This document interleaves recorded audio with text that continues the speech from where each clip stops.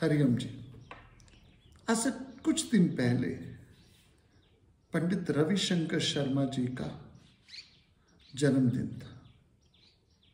पंडित रविशंकर जी जिन्होंने सितार को पूरी दुनिया में फैलाया। पंडित रविशंकर जी जिनके हाथों से सितार ऐसे बजता था जैसे कोई पेंटर के हाथ से ब्रश हो। भारतीय संस्कृति सभ्यता को पूरी दुनिया में फैलाने का जो कंट्रीब्यूशन है वो श्री रविशंकर जी का बहुत है। श्री जी रविशंकर जी अलग हैं, वो आर्ट ऑफ लिविंग वाले। मैं श्री रविशंकर जी की बात कर रहा हूँ जो सितार वादक। नाउ इम्पॉर्टेंट बात जो है मेरे लाइफ का एक्सपीरियंस है, मैंने खुद देखा है ये कि मैं पिट्सबर्ग में था और पिट्सबर्ग में उनका सितार वादन का कॉन्सर्ट था। हॉल आधा भरा था, आधा खाली था और इंडियंस तो बहुत ही कम थे वहां पे। और सितार वादन को सुनने वाले कम लोग थे, इनवाइटी ज्यादा थे। और थोड़े दिनों बाद वहीं पे दिलेर मेहंदी का वो था, शो था और हॉल तो क्या पूरा ग्राउंड था भरा हुआ और इतने लोग थे, धक्का मुक्की थी। तो मेरे गुरुजी की बात मुझे याद आती है कि ज्ञान जितना सूक्ष्म होता है उतने कम लोग उसको एप्रिशिएट करते हैं। ज्ञान जितना स्थूल होता है उतनी उसकी ज्यादा पॉपुलैरिटी होती है।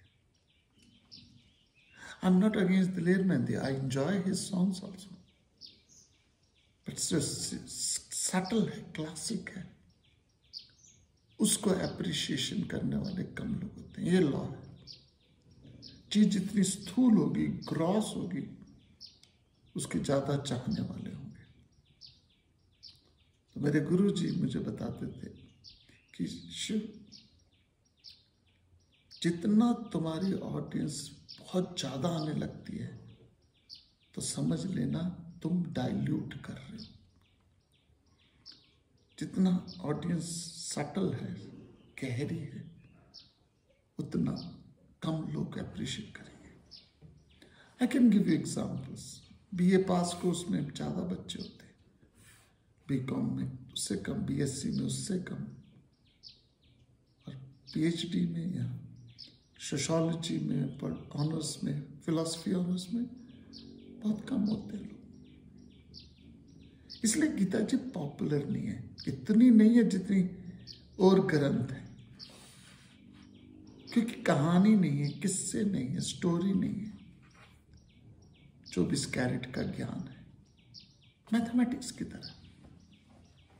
सो मैथमेटिक्स में बहुत कम लोग इंटरेस्ट, और जिनको इंटरेस्ट आ जाए फिर उनको कोई और इंटरेस्ट नहीं आता। प्लूटो कहता था, उसके घर के बाहर लिखा था, if you don't know mathematics don't enter my room. Logical है, थिंकिंग है।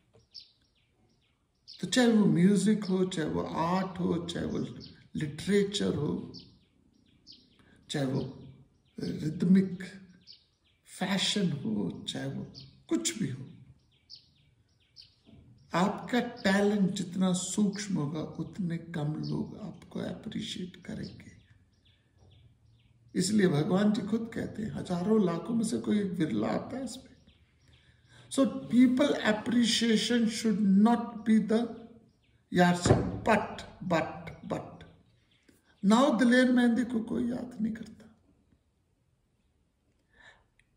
इस तरह के लोग जो म्यूजिक वाले होते हैं, ये फुलझड़ी की तरह होते हैं, ये आतिशबाजी की तरह होते हैं, दर दर दर दर दर दर दर दर आते हैं, ग्लैमर क्रिएट करते हैं, लाइट साउंड क्रिएट होता है, एक डायनामिज्म आता है, एंड थोड़ी देर बाद सो जाते हैं। आप में से कितने लोग जानते होंगे अपाचे इंडियन का नाम, बाबा सहगल का नाम, किस होगा?